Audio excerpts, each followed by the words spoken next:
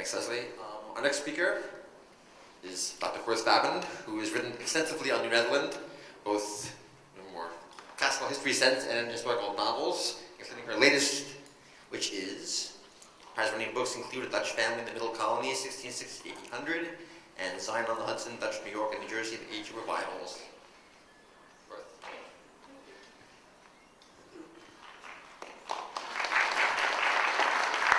Thank you, Lou. I wasn't here yesterday. I was at another conference in Hyde Park. So how many of you are teachers? Oh, great. It's wonderful. Is my friend Tony Miller is here by any chance? He said he was coming. Faithless friend. I call this Cornmeal, Mush, and Other Myths, the Dutch Experience in New Netherland.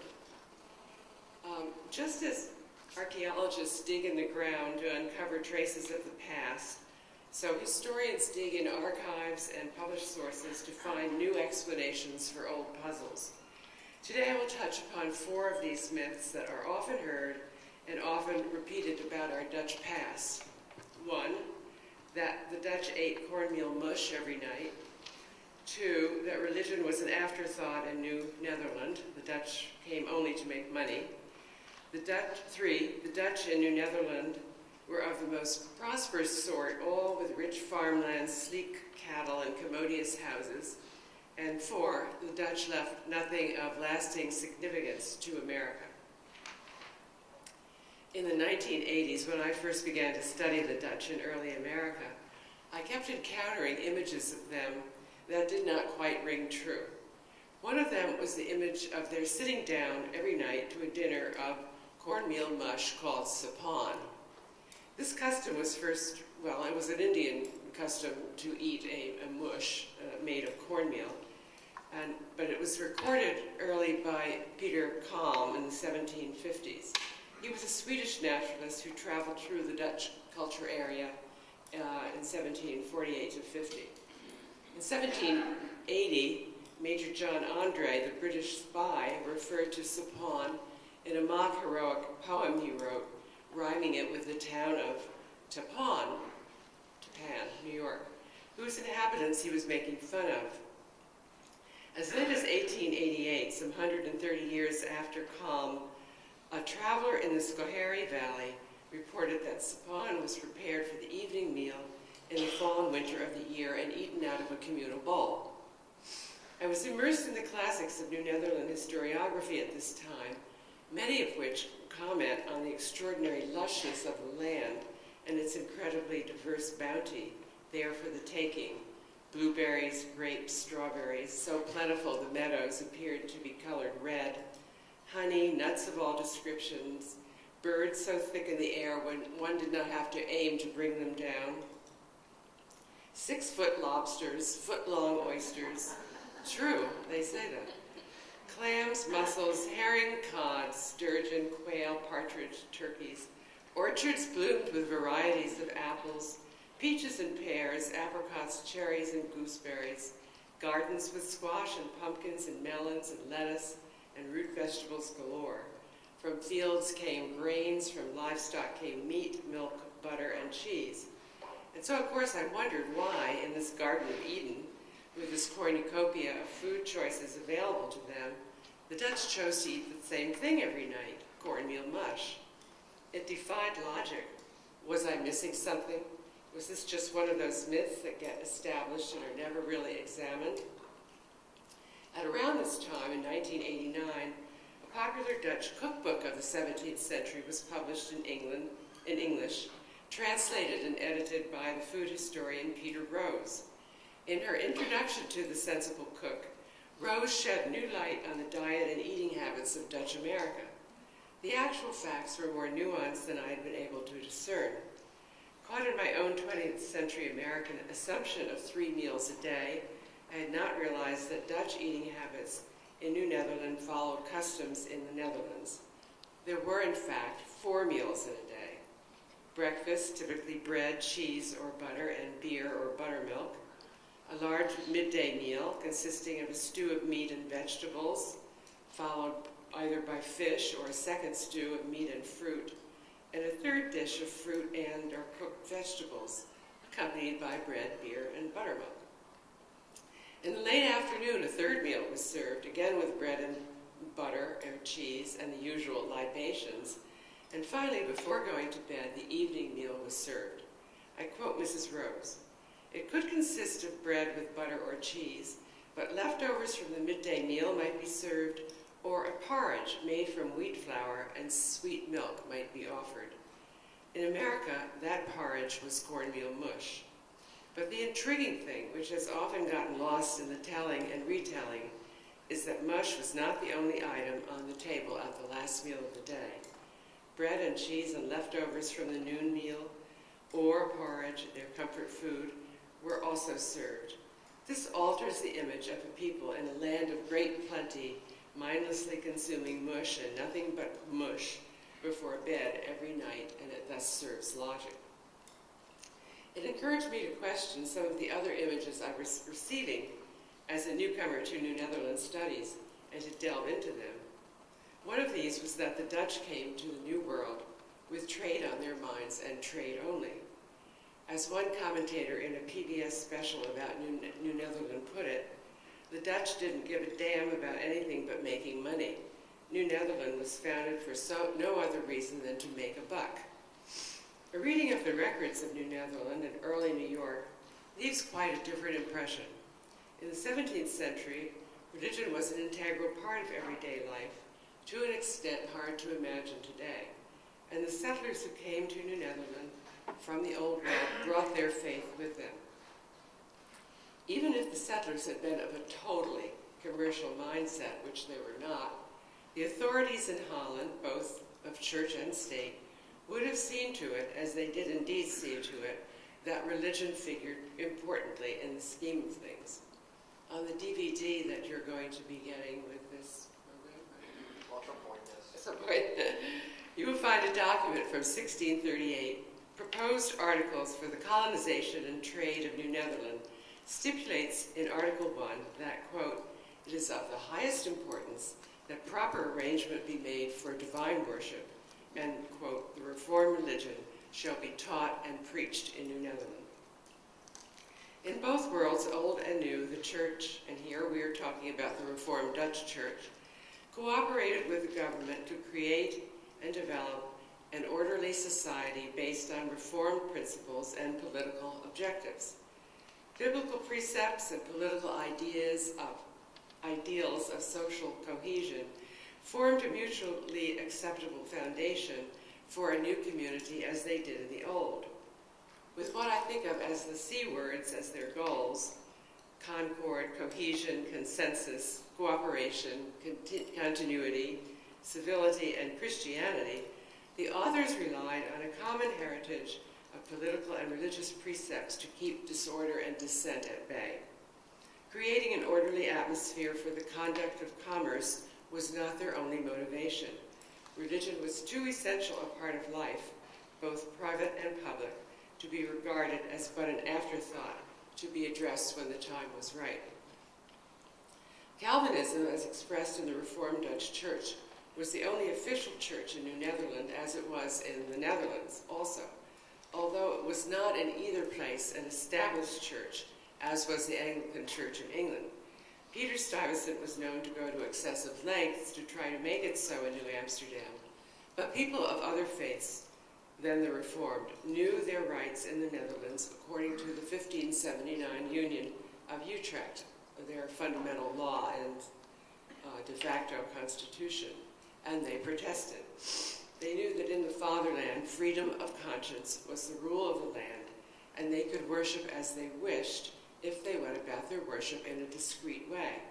In other words, if they kept their profiles low, the authorities would or should, it was the accepted convention, particularly in Amsterdam, turn a blind eye. The convention even had a name. It was called connivance.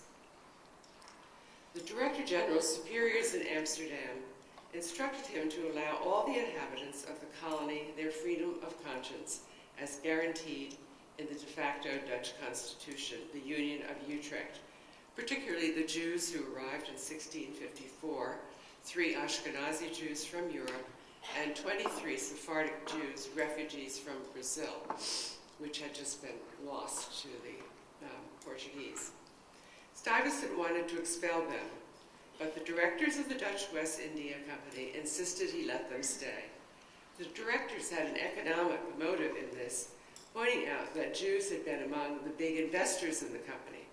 What they did not know was that the 23 refugees from Brazil were impoverished and soon left New Netherland, to which they had come involuntarily. And I want to cite Noah Gelfand on this in an article in the book Explorers, Fortunes, and Love Letters, which was just published by the New Netherland Project. But the directors were not totally cynical. All of them were religious men themselves, God-fearing and Bible-bred, and it was natural for them as Christians to hesitate to judge others lest they be judged themselves. Perhaps more important, it was also natural for them as citizens of the Dutch Republic, with its standard of religious toleration spelled out in the document that served as its constitution, to protect the fundamental law that said everyone was entitled to the freedom of his conscience. Professor Freihoff, who is here, has written that, quote, freedom of conscience was the genuine touchstone of the state edifice in the Netherlands in the 17th century, and the strict Calvinists themselves did not dare attack it. The founding documents of New Netherland in the 1620s make it clear that the West Indies Company's purpose in the New World were to turn a good profit. But they also instructed the settlers to uphold the name and word of God in three ways: by worshiping, by educating their children in the faith, and by converting the Indians. A generation later, in 1653, when its municipal charter established New Amsterdam's first court of law, it is not insignificant that the court officials swore an oath to protect the pure and true Christian religion. The dominie in this year, 1653, Johannes Megapolensis, had been laboring for the, quote, glory of God, the upbuilding of his church, and the salvation of men in New Netherland since 1642. Before him, other ministers had done the same. The first lay minister came over on the same vessels as the first settlers in 1624, and the first ordained minister arrived in 1628.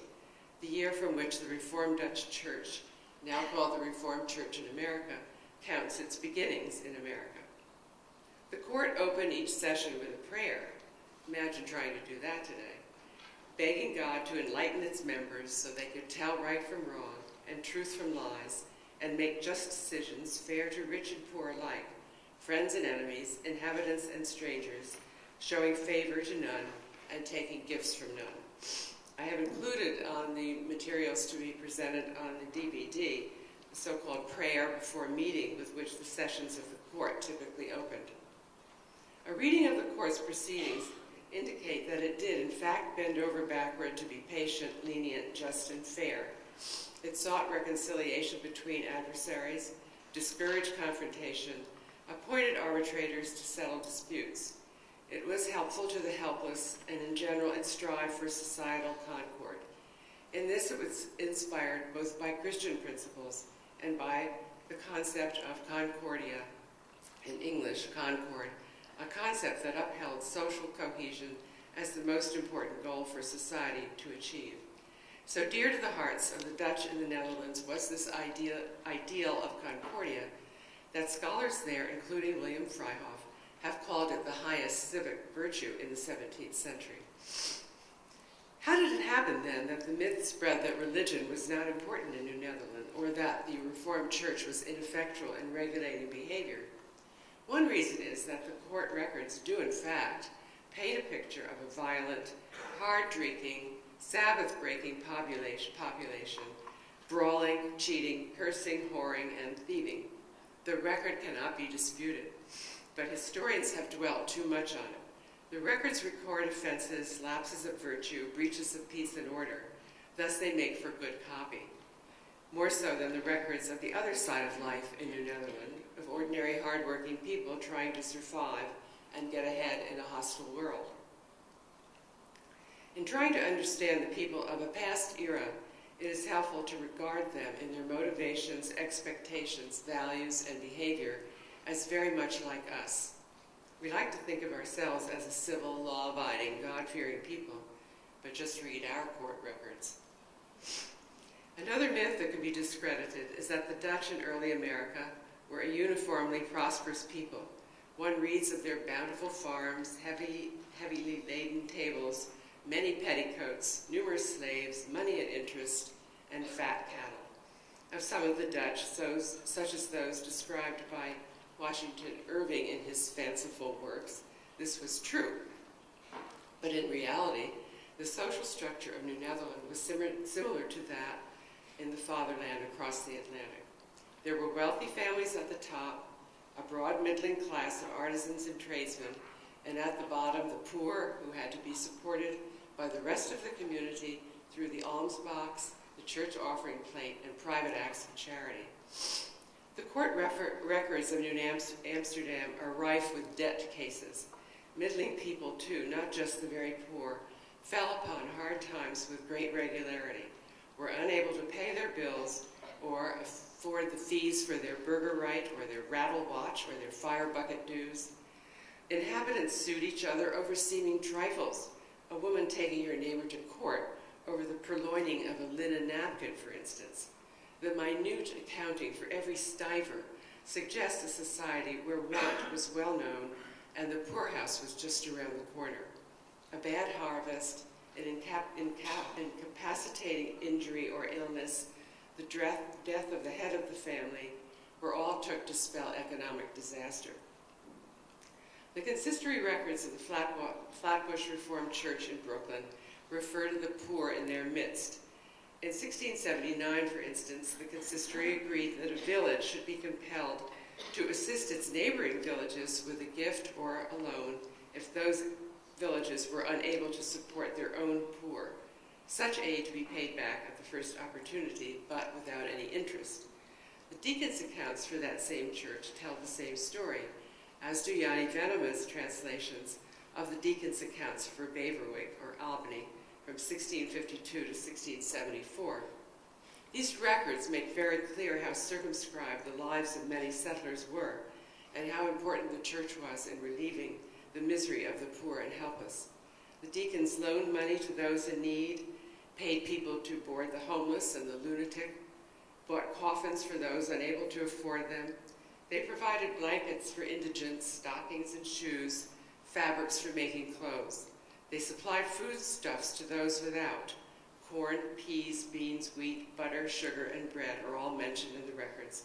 And they paid various persons for working on the poorhouse, a prominent building in the community, especially after the fur trade declined in the 1650s.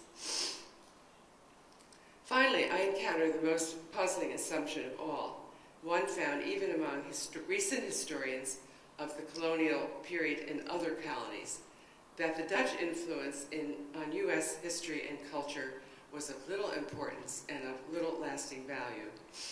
Gradually, this attitude is changing. Today, we are coming to see the matter of the Dutch legacy to America in a new light. It has long been known that our vocabulary has been influenced by our Dutch heritage. In our language, for example, from the Dutch, a seagoing nation, we have the words anchor, ballast, scow, sloop, and yacht. Caboose, cranky, easel, spook, stoop, stove, and wagon are other English words that have come to us directly from the Dutch, as have some of the foods we eat: pancakes, donuts, crullers, coleslaw, and stews of meat and vegetables. But now new studies are showing that many things, from the laws and customs governing New York City real estate to this day, to our inheritance practices, also have a Dutch origin. In multicultural New Netherland in the 17th century, where 18 languages or dialects, perhaps, are said to have been spoken, people seem to have been attracted to values traditionally associated with the Netherlands. And since the Dutch were the ruling elite in the little colony, it was only natural that these diverse people should adopt the traditional Dutch values of pluralism, freedom of conscience, an entrepreneurial spirit, economic justice, civic concord, and what was often referred to as the purity of the Dutch Reformed Church. meaning its strictly Bible-based theology and polity, which are still upheld by its modern manifestation, the Reformed Church in America. There are Dutch forerunners of our public school and prison systems, our banking traditions, and our ideas of crop rotation, land reclamation, and greenhouses. Sleighing and skating, golf and chasing the hoop were introduced by the Dutch, as were soap and linen underwear, and inventions from the lowly thimble to the sawmill, a vital technological innovation in the primeval wilderness of North America. Modern scholars have begun to demonstrate the Dutch legacy on our founding documents, forgotten for 200 years until Douglas Campbell noticed it in 1892 in his book, The Puritan in Holland, England, and America.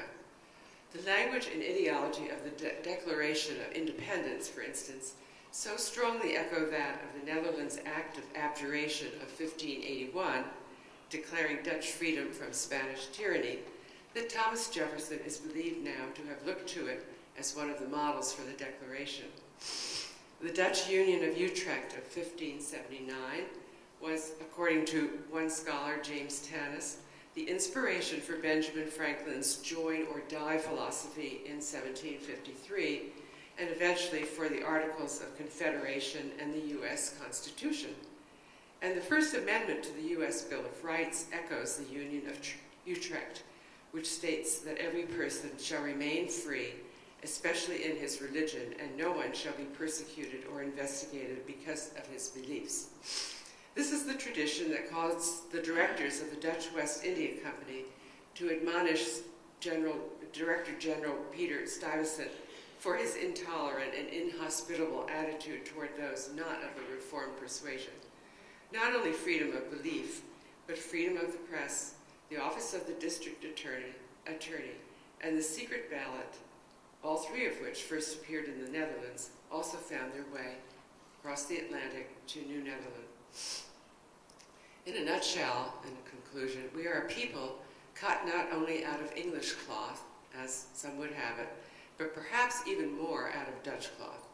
Today, historians are attempting, if not to overturn the myths about our history, at the very least are attempting to strike a new balance between the two influences and set the Dutch legacy in its rightful perspective. In the year 2000, the New Netherland Project's annual seminar took as its topic New Light on New Netherland. All teachers here who desire to get as accurate as possible a picture of the texture and context of life in 17th century New Netherland can rejoice in the fact that over the last 35 years, translations and retranslations of the old Dutch records are shedding new light indeed, enabling new interpretations and new understandings of that time in our history. Like the birds of the air and the fruit of the trees in New Netherland, these works are there for the taking. Just go to the website of the New Netherland Project, nnp.org, and click on Research and Education, then Bibliography. You will be amazed at the cornucopia.